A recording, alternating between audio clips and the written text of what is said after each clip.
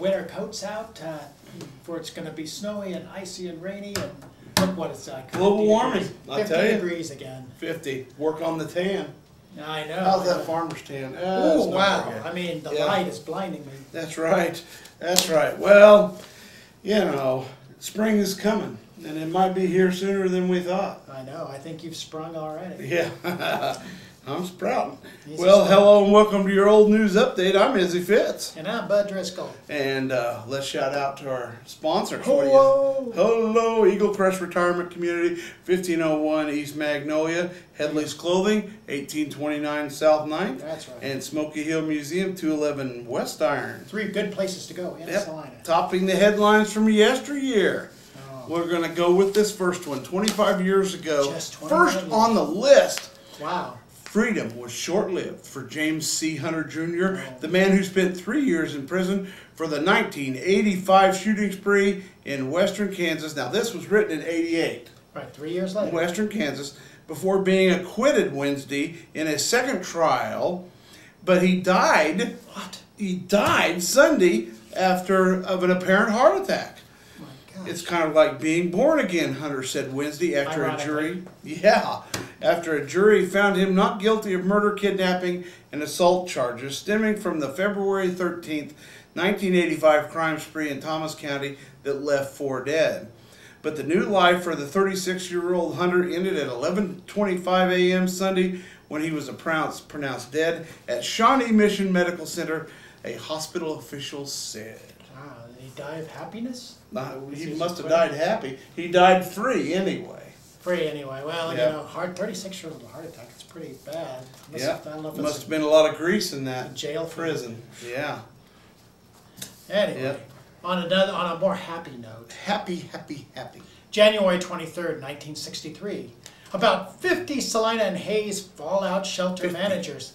You know, that's not a profession you'll see anymore. Fallout shelter managers will get a chance to practice what they preach this weekend when they enter the prototype fallout shelter in Memorial Hall for a 2-day stay. During their stay in the shelter, they will experience some of the actual problems that shelter life imposes. You know, like cannibalism. I wonder if they had to eat each other. That's right. 2 days in there, that'll knock you out. Reminds me of that soccer team. I don't know if I want to be stuck in a fallout shelter 2 days with you, Izzy. Well, you never know. I We don't know. won't go there. January 24th, 1938.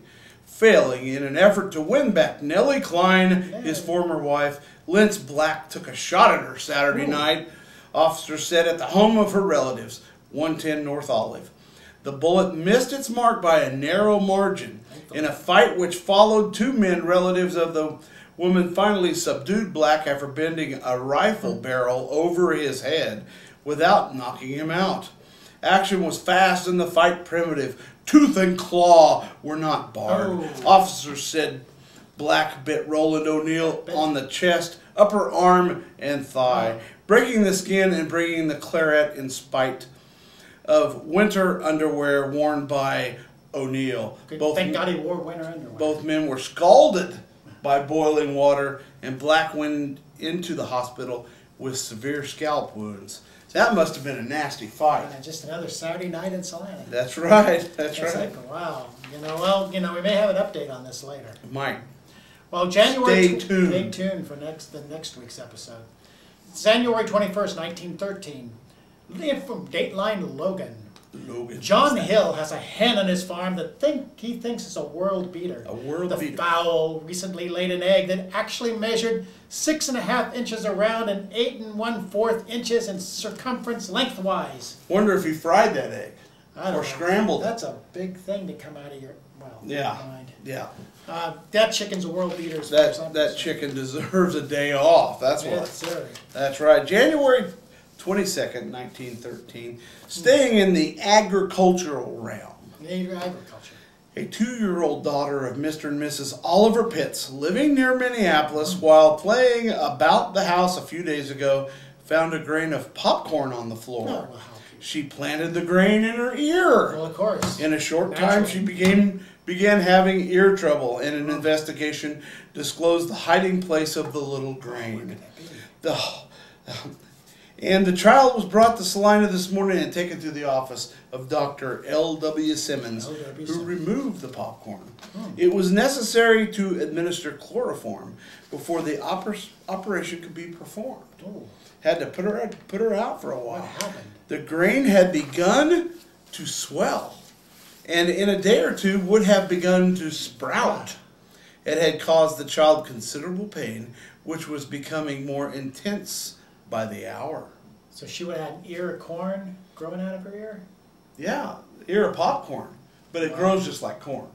Oh, Yep. wow. That could be painful having, Yeah. get that corn out of your ears. Wow. Well, to end it all up in a more a light note. No, actually, it's a dark note because it's about a suicide. But anyway, let's go on. It's January 23rd, 1913. Dateline Ellsworth. A profound sensation was caused this morning by the tragic outcome of the inspection of the local post office books by Inspector J.F. Elston of Salina.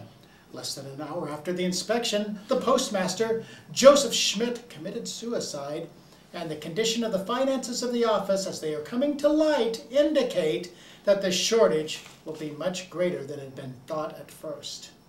Wow. Kids, don't shoot yourself over numbers. No, it's just an overdraft. I know. Well, anyway, read more about the way things used to be in the look back section of Monday's Salina Journal. Yeah, well, hope we can get on our winter coats next week and That's right. have a good time. Get back to winter. Right, that's right. When we'll be seeing you yesterday.